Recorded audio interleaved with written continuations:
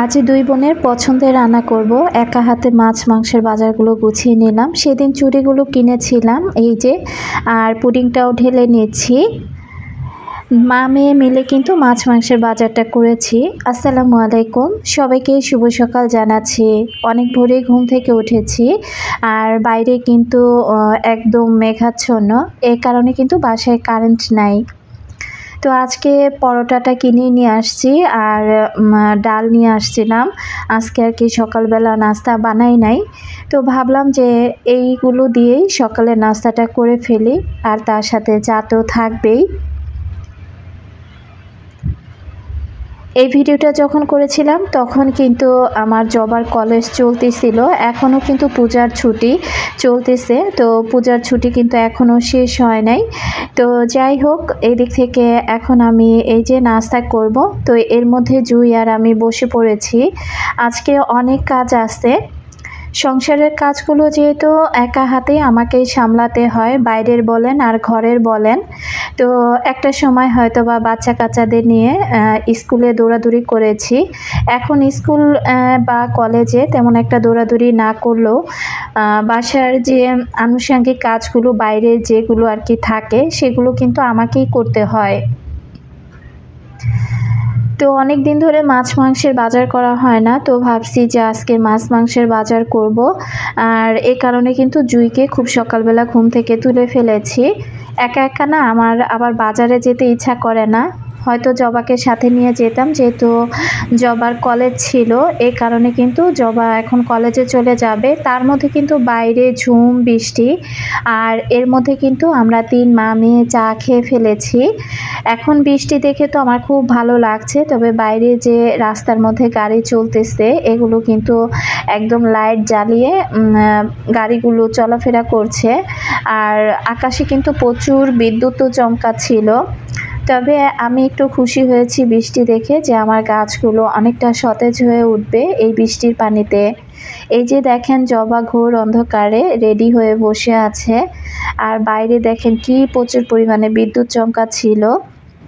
অনেক করে বলতেছিলাম যে আজকে কলেজে যাওয়ার দরকার নাই, এই বৃষ্টির মধ্যে না গেলেও চলবে, কিন্তু একদম স্কুল জীবন থেকে জবা একদিনও কিন্তু ঝড় ঝাপটা যত যাই হোক না কেন, ও কিন্তু স্কুল মিস দেয় নাই। আবার এখন কিন্তু দেখলাম যে যত যাই হোক, ও কিন্তু কলেজটা কোনোভাবেই মিস দিতে চায় না। একটা কথাই বলে যে আম্মু, ক্লাসে স্যাররা বা ম্যাডামরা যেভাবে পড়াগুলো বোঝায়, আমি যদি না যাই তাহলে আমি পড়াগুলো ভালোভাবে বুঝতে পারবো না। তো এই জিনিসটা না আমার কাছে খুব ভালো লাগে। তো যাই হোক, আমার জবা আর জুইয়ের জন্য সবাই আপনারা দোয়া করবেন। এখন আমি আর জুই অফ ক্যামেরাতে এই তো আমরা মা মেয়ে রেডি হয়ে চলে যাচ্ছি বাইপাইল মাছের আড়তে।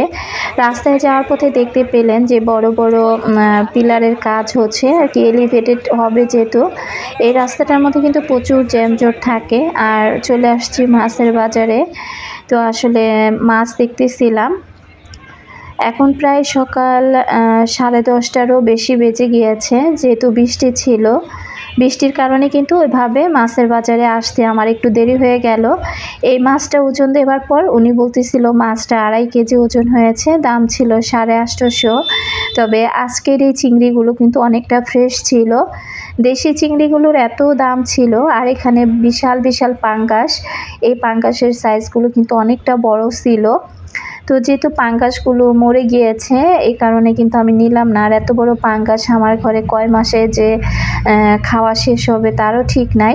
তো এদিক থেকে এদিকের মাছগুলো কিন্তু বেশ ভালো। আমি কিন্তু মাছ বাজারে গেলেও সব দোকান থেকে মাছ কিনি না, হাতে গোনা কয়েকটা দোকান থেকে মাছ কিনি। এই যে তেলাপিয়া মাছটা নিয়েছি, এই দোকান থেকে কিন্তু তেলাপিয়া বলেন বা রুই, অন্যান্য যত রকমের মাছই বিক্রি করুক না কেন, তারা কিন্তু একদম গ্যারান্টি দিয়ে দেয় যে মাছটা খেলে স্বাদ পাওয়া যাবে কি না। আর তাদের কথায় আর কাজেও কিন্তু মিল আছে। তো অনেকগুলো মাছ যেহেতু কেনা হয়েছে, আমি বেশিরভাগ মাছগুলো আজকে কেটে নিয়ে যাব। তো এখানে কিন্তু 4 জনে মিলে আমার মাছগুলো কাটতেছে। একজন শিং মাছ কাটতেছে, একজন কই মাছ কাটতেছে, একজন তেলাপিয়া আর একজন এই যে রুই মাছ কাটতেছে। যেহেতু অনেকটা বেলা হয়ে গিয়েছে, এখন মাছ কাটার জায়গাটা তো তেমন একটা ভিড় নাই। তো এই লোকটাকে আমি বলে দিচ্ছিলাম যে মাছগুলো একদম যেন বেশি মোটাও না হয়, আবার চিকনও না হয়। তো মাছ কাটাকাটি শেষ, এর মধ্যে আরও টুকটাক কিছু কেনাকাটা করেছি। এখন চলে যাচ্ছি বাসায়। আকাশে কিন্তু প্রচুর মেঘ। তো 2 মা মেয়ে মিলে খুব হাসছিলাম আর খুব এনজয় করতে করতে কিন্তু বাসায় চলে আসছি। তো বাসায় আসার পর এখন এই যে মাছ মাংসগুলো আগে আমি তুলে নিব, আর জুইকে বলেছি যে ঘর দুয়ারগুলো গুছিয়ে নিতে। গতকালকের ভিডিওতে আমি কিন্তু বলেছিলাম যে জবার আব্বুকে নিয়ে ডক্টরের কাছে যাব। তো জবার আব্বুকে নিয়ে আর ডক্টরের কাছে যাওয়া হয় নাই, কারণ সে বাসায় আসতে আসতে একদম সন্ধ্যা 6টার দিকে এসেছিল। আর 6টার দিক আসার কারণে দেখা যায় ওইভাবে ডক্টরের কাছে কিন্তু যাওয়া হয় নাই। তো ভেবেছিলাম যে রবি সোমবার যাব। তো এখন সে আর কি ডক্টরের কাছে যাবেই না। তো এই বিষয়টা নিয়ে কিন্তু আমি তার সাথে অনেকটা রাগারাগি করেছি। আসলে ও হচ্ছে আমাদের ঘরের বটগাছ। তো বটগাছ যদি হেলে পড়ে তাহলে কিন্তু আমাদের অবস্থা খুবই খারাপ হয়ে যাবে। বিশেষ করে আমি যদি অসুস্থ হই তাহলে আমার কিন্তু তেমন একটা টেনশন কাজ করে না। আর আমি অসুস্থ হলেও আমি খুব শক্ত থাকতে পারি, কিন্তু জবার আব্বু দেখা যায় সচরাচর অসুস্থ হয় না। তো হঠাৎ করেই না ওর ব্যথা জিনিসটা খুব বেশি হয়, আর ব্যথা জিনিসটা হলে ও কিন্তু কোনোভাবেই নিজেকে কন্ট্রোল করতে পারে না। তো এই দিক থেকে এই যে শিং মাছগুলো যে কেটে দিয়েছে, দেখেন প্রত্যেকটা শিং মাছের পেটের মধ্যে না ডিম হয়েছে, আর ডিমের সাইজগুলো বেশ বড় বড় ছিল। তো ডিমগুলো আমি আলাদা করে তুলে নিব। আর অনেকগুলো মাছ যেহেতু আনা হয়েছে, অল্প অল্প করে এনেছি, 1 কেজি 1.5 কেজি হাফ কেজি করে এনেছি। তবে মাছগুলো যদি সব ফ্রেশ করে ধুয়ে রাখতে যাই তাহলে কিন্তু অনেকটা সময় লেগে যাবে। শুধু মাছগুলো ভালো করে রক্তটা ছাড়িয়ে তারপরে মাছগুলো আমি আর কি ডিপ ফ্রিজে রেখে দিব। তো যে কথাটা আর কি বলতেছিলাম, তো এখন সে আর কি কোনোভাবেই সে হাসপাতালে যাবে না। তো না যাওয়ারও একটা কারণ আছে, সেটাও আমি বুঝতে পারছি। আসলে জবার আব্বু যে ময়মনসিংহ চাকরিটা নিয়েছিল সেখানে থেকে কিন্তু জবার আব্বুর জবটা এই মুহূর্তে আর নাই, কারণ সেখানে একদম কাজ ছিল না। মোটামুটি অনেকগুলো লাইন বন্ধ হয়ে গিয়েছে। তো যদি লাইন বন্ধ হয়ে যায় সেখানে তো অযথা এতগুলো টাকা বেতন দিয়ে লোক রাখার কোনো মানেই হয় না। তো এই কারণেই কিন্তু অনেক লোক সেখান থেকে যেহেতু বাদ দেওয়া হয়েছে, তার মধ্যে কিন্তু জবার আব্বু সেই তাদের কাতারে পড়ে গিয়েছে। তো সেখান থেকে কিন্তু অলরেডি জবার আব্বু রিজাইন দিয়ে এই যে 1 তারিখে চলে আসছে। আসলে আমার ইউটিউব পরিবারে আমার অনেক ভালোবাসার আপুরা আছেন, যেখানে কিনা আমি সত্যি কথা বলতে আমি আমার এই ছোট্ট একটা পরিবার পেয়েছি। আমার সংসার, আমার ফ্যামিলি, আমার ভাই বোন, বন্ধু বান্ধব, আত্মীয়স্বজন যারাই আছে না কেন, তাদের বাইরেও কিন্তু আমি এই ইউটিউব প্ল্যাটফর্মে কাজ করতে এসে এখানেও ছোটোখাটো একটা পরিবার পেয়েছি, যেখানে কিনা আমি আমার ভালো লাগা মন্দ লাগাগুলো আমার এই ছোট্ট পরিবারের লোকদের সাথে শেয়ার করতে পারি। আর আপনারা সবাই আমার জন্য খুব সুন্দর সুন্দর করে দোয়া করেন, অনেক সুন্দর সুন্দর সাজেশনও দেন। তো এই জিনিসটা না আমার কাছে সত্যিই খুব ভালো লাগে। তো এই কারণে যখন যতটুকু শেয়ার করার মতো তখন আপনাদের সাথে শেয়ার করি। তো আর কি তার জবটা চলে যাওয়ার পরই তার আর কি খুব টেনশন কাজ হচ্ছে, আবার কোথায় একটা জব হবে। এতদিন পর জবটা হয়েছিল, তা মাত্র 3 মাস সেখানে জবটা করতে পেরেছে। আর এখানে সিউরিটি ছিল না বিধায় কিন্তু জবার আব্বু আগে থেকে আমি যে বাসাটা ছাড়তে চেয়েছিলাম, তো তখনই কিন্তু জবার আব্বু আমাকে বারবার নিষেধ করেছিল যে না, গাজীপুর যাওয়া যাবে না, কারণ তার চাকরির সিকিউরিটি নাই এখানে। তো সে যেটা বলবে আমি কিন্তু সেটাই করব। তো বিশেষ করে আমার মতামতের গুরুত্ব হয়তোবা তার কাছে না থাকতে পারে, তবে তার কথার গুরুত্বটা কিন্তু আমার কাছে সবচাইতে বেশি থাকে।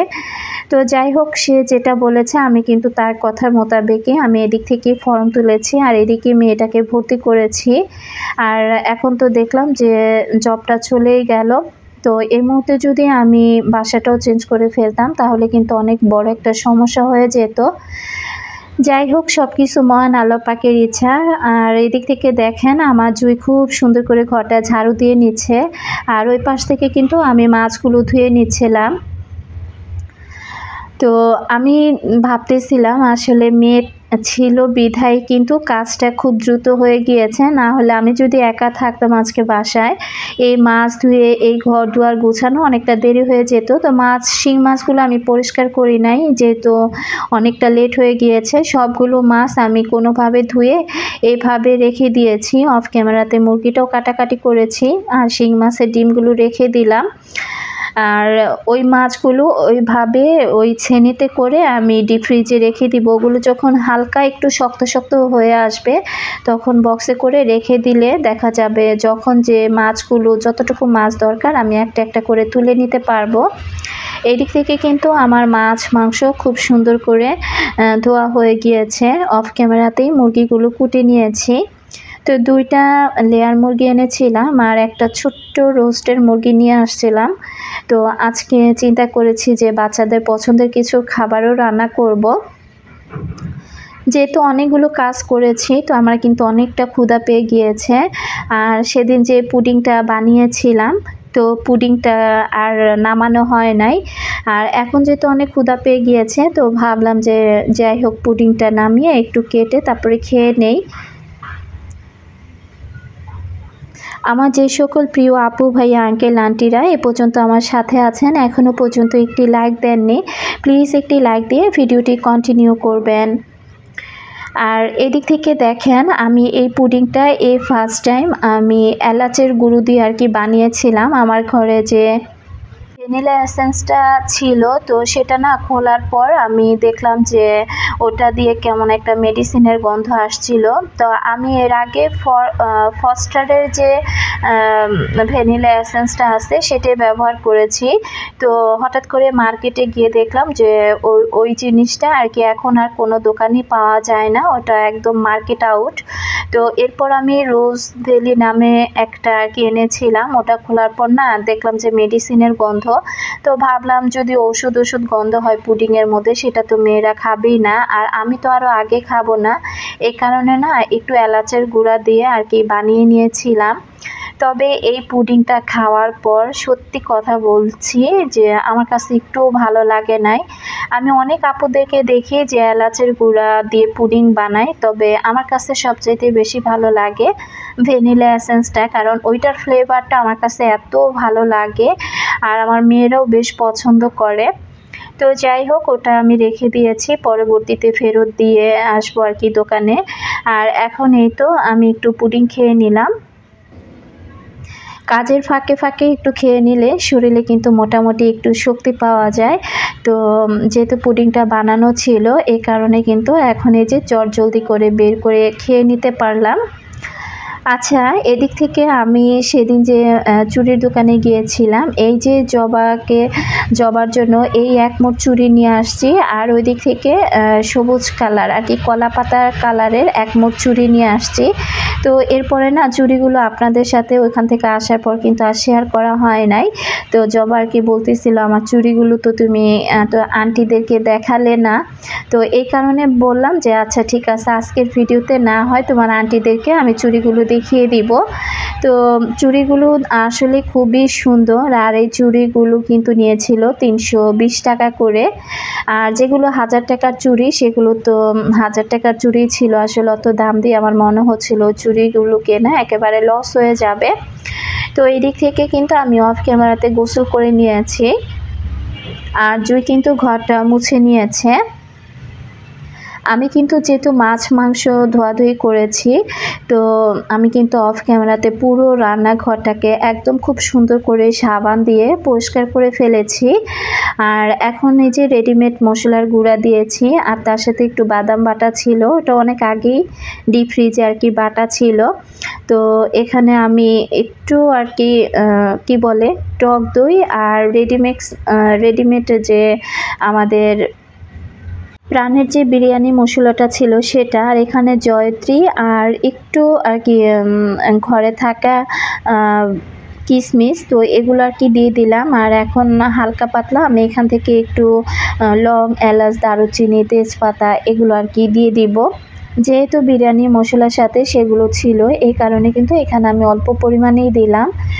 আর এই তো আমি মুরগির মাংসটা ধুয়ে হালকা করে একটু লবণ মাখিয়ে রেখে দিয়েছিলাম, যেন মশলাটা খুব সুন্দর করে মাংসের মধ্যে আর কি ঢুকে যায়। তো এদিক থেকে মাংসটা বেশ ভালোভাবে কষিয়ে এরপর কিন্তু আমি চালটাও ধুয়ে রেখেছি, চালটাও আর কি দিয়ে দিব। তো ওই প্যাকেটে যেহেতু অল্প পরিমাণে কিছু ছিল আর এটা ছিল নতুন প্যাকেট, তো এই প্যাকেটের থেকেও কিছুটা দিয়ে দিয়েছি, আর বাকি যেটা রয়ে গিয়েছে সেটাই জারে রেখে দিয়েছি। তো যদি আবার ভুলে যাই এটা কি মশলা, তাই প্যাকেটের গায়ে থেকে প্যাকেটটা আর কি একটু কেটে তারপর ওটা ওইভাবে রেখে দিলাম। পরবর্তীতে কাগজটা দেখলে মনে থাকবে যে না এটা বিরিয়ানির মশলা। তো এদিক থেকে কিন্তু মাংসটা আমার খুব সুন্দর করে কষানো হয়ে গিয়েছে। রাজিয়া খান আইডি থেকে আপু কমেন্ট করেছিল যে আমার গ্যাসের চুলা একটা কেন।